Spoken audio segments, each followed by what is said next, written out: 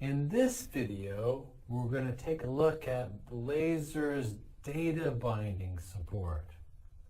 It's pretty common that you want to be able to get the value of web UI elements like inputs and handle those values in your code. And then often you also want to then update the values of those inputs from your code. Blazor provides an easy and convenient way to do that with its data binding features. Let's take a look. All right, so here's our Blazor web app. And what I've done here is I've added a little piece of markup to the counter page. I've added an input. Let's do this with some arrows. There's an input and also a button and a p-tag. And what I want to do here is I want the input value to show up down here below in this p-tag. And then I also want to have this button that whenever it's clicked, the value of the input gets cleared. So how do we do that? Well, let's see. Getting the value of the input, we've seen how to do that. We can use an event handler. So let's hook the on change event, and we'll call this on change.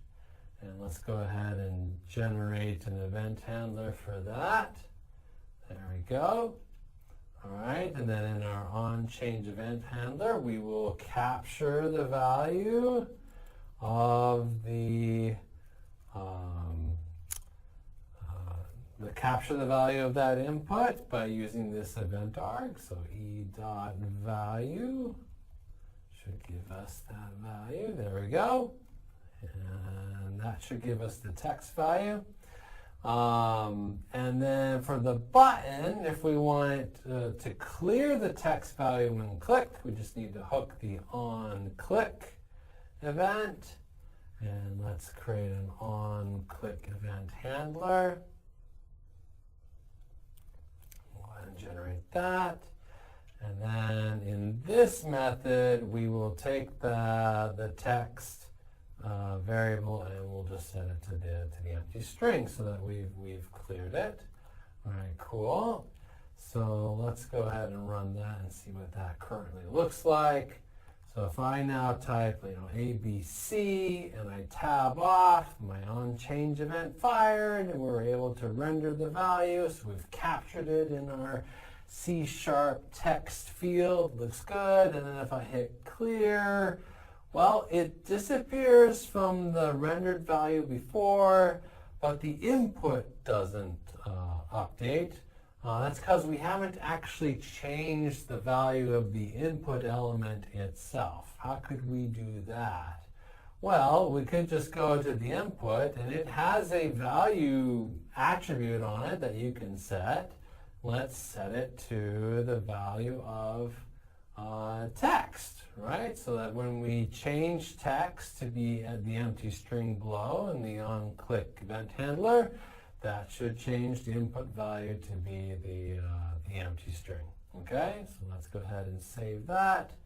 And so now if I type ABC and I tab away, we've got our value, and then I hit clear, and now both of them disappear. All right, cool. So I am now able to capture the value of the input into this variable, into my text variable, and then when I click clear, I'm able to change the value of the text variable, which changes the value of the input. And I've done that by creating an event handler and also setting the value manually. But there's actually a better way to do this in Blazor using data binding. Instead of setting up this, double pattern, we can just get rid of all this. And instead, we're going to use the @bind Razor directive attribute. Okay? And we'll just set this to be the text variable. We're going to bind the input its value to the value of the text variable. That means that when the input value changes, the text variable should change. When the text variable changes, the input value should now change. Okay, so we should be able to get rid of this onChange event handler. That can just go away. We'll still keep our onClick handler for our button. Okay, so let's go back to the code.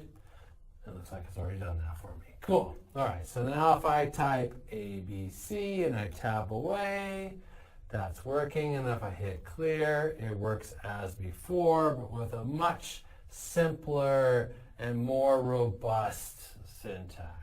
So that's how you can set up a data binding. Now, what if I want to actually bind, like by default, it looks like it's binding on the onChange event. Like when I tabbed away, that's when the value of the text variable changed. What if I want to do that on a different event, like on input? Well, we can do that too. So let's go back to our input and let's say @bind, and we're going to change the event using this :event syntax, and we'll just change the event to be on input, just like so. Okay? So if we go back to our code now, if I type ABC or ABCDE, you can see that the value of the text field is now updating with every keystroke, and I can still clear it as before. So that's how you can change the event for a data binding. Great. Lastly, another thing you can do is you can, if you want to run some code after the data binding has occurred, like maybe this is like a search text box, and after you've typed some characters, you want it to auto search and produce some results. How can you trigger that code to run after the data binding has occurred? Well, there's a way to do that too. We can do @bind: after, and then here we can specify a method that we want to call. Like let's say we want to have a search method like so, and then down below let's add a search method. So let's see, let's make this asynchronous. So async task of search. Okay, and what do we want to do? So I think, well, let's have some like a search results string field up above, and by default this will just be, I think, just be empty. Okay, and we'll display this search result like let's just like below the div or in the div. Let's do it in the div. So right here, so P search result like that. So that should display the search result below. Okay, and then in the search, let's initially update the search result to be searching like that. And we'll just pretend that we're actually doing a real search, going to a database or making an API call. We'll then do like a task.delay just to make it a little more convincing, 2 seconds. And then when we're done, we'll say that the search result is equal to, let's do a little string interpolation here. So found, and we'll create random.share.next results. So some random number of results, okay? Like so. Okay, let's see if that now works. So if we go back to our code, and if I now type ABC, searching immediately shows up, and then 2 seconds later, we see our search results show up. Okay, so now it was a little weird, like when I typed like EDEF, searching, and then I think there's like 3 different search results that are actually being returned there, because it's doing a search after every single keystroke. Ideally, we would maybe wait to do the search until like a little delay until after the user stopped typing and then do that search. You could have like a timer and wait till the timer's had a chance to go for 2 seconds before updating the UI. But at least gives you an idea of how you can run some code after a data binding has occurred. All right, wow, we've learned a lot. So far we've learned about data binding and handling events and components and routing. Let's put it all together now and build something using all of those features. We're going to add a new page to our Blazor web app to track a list of to-do items. Okay, so we're back in our Blazor web app and we want to add a new page. So let's go to our components pages folder and we'll go ahead and click on the new page button. And let's add another Razor component. We'll call this one to do, like so. Great, there's our new to do component. And we're going to give this component a route. We'll put the @page Razor directive at the top, and we'll specify the route as /to-do. Looks good. Now I want this page to show up in the layout along with the other pages in the nav menu. So let's go into the layout folder and find the nav menu component. And I'm just going to copy one of the existing links and replicate that, and we'll just update it so that it now links to do and that the text says to do. Okay, and let's make sure that we're still running. We are, and then let's go ahead and see what that looks like in the web app. It looks good. So we have our new to do tab. We can click on it and there's our to do page. Awesome. All right, so let's add some content now to that to-do page. First, let's add a class. This is going to be a to-do item class that I'm going to use to track individual to-dos, and it's going to have a couple of properties on it. So public string title, like so, and then it's also going to have a Boolean is done property so that we know if this to-do item has been done or not. All right, great. Now let's have some state in our component. We want to track that list of to-dos, so let's create a list of to-do items, just like that. We'll call this to-dos, and we're going to new it up and just have an empty to-do list for our starters. Okay? Now, let's render the list of to-dos up above. So I'm going to create an unordered list. Right, and then in here, let's switch over to C# and do a for each. And we'll go over each to-do in to-dos. And then inside our for each loop, we'll switch back to HTML and we'll render individual list items. And for starters, we'll just render the to-do title, like that. Okay?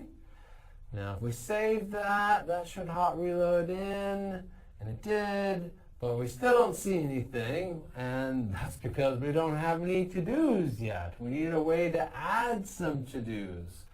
So let's add a way to add some to-dos. Let's add an input down here at the bottom, and then let's also add a button for adding to-dos.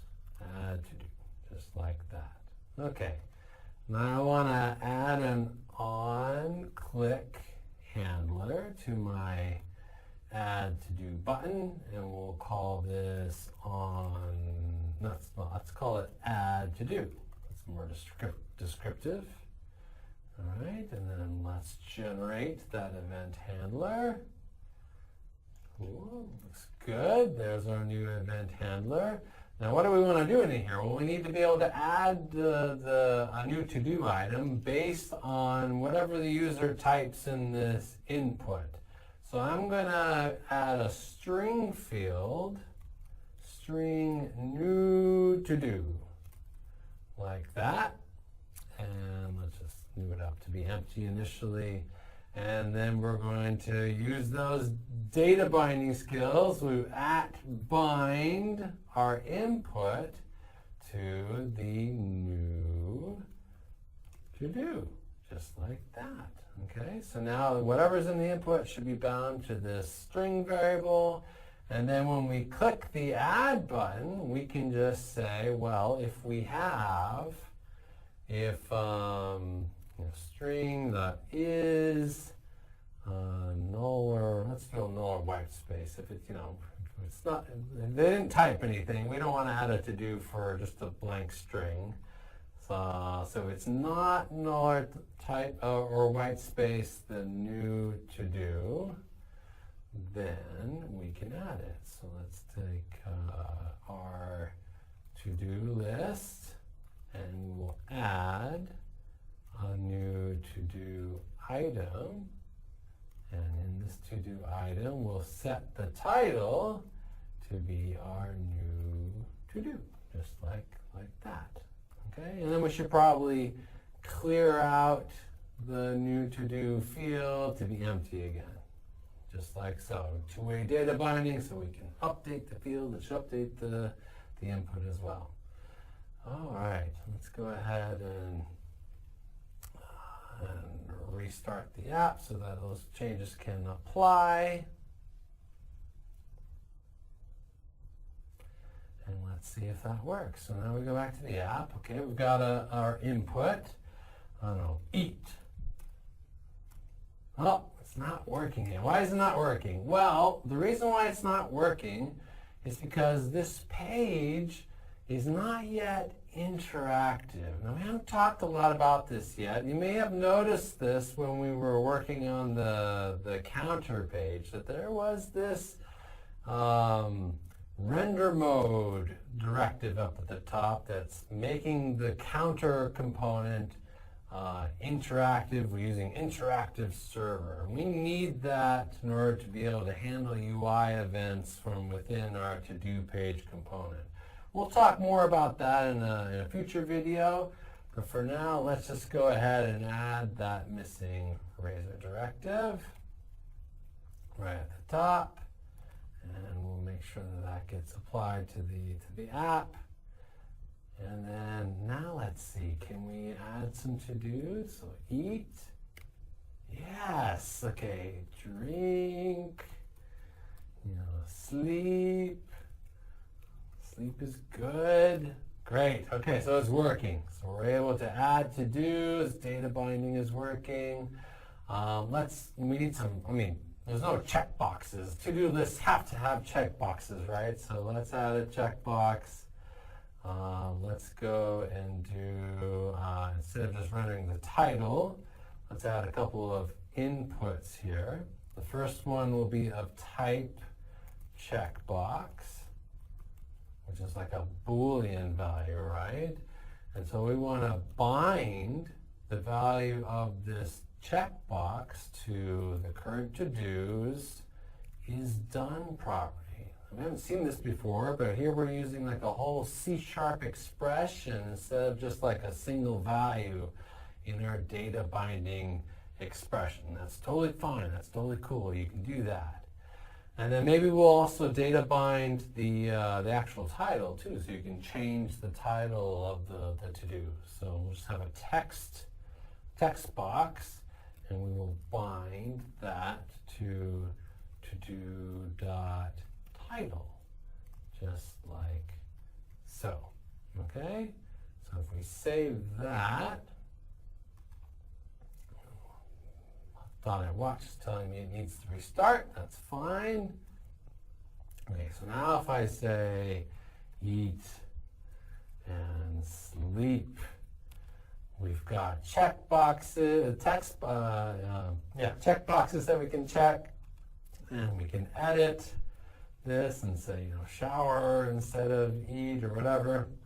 And supposedly that's all data binding, but how can we tell? Well, let's count the number of to-dos that we don't have done yet and display that somewhere on the page. So let's do it right up here in the title. I'm just going to add some parens. That's just content.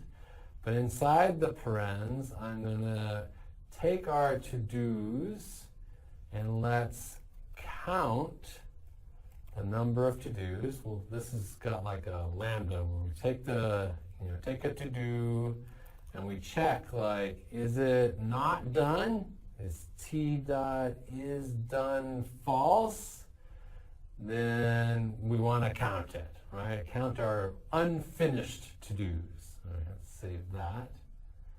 Let that all reload in. Aha, and so now at the top we can have this little counter that if we check all the check boxes, we have 0 to-dos to do. If we add some more, like, I don't know, learn Blazor, then now we have an undone to-do. So that's how we're able to use all those features together, event handling, data binding, routing, layouts, to build a simple to-do list application.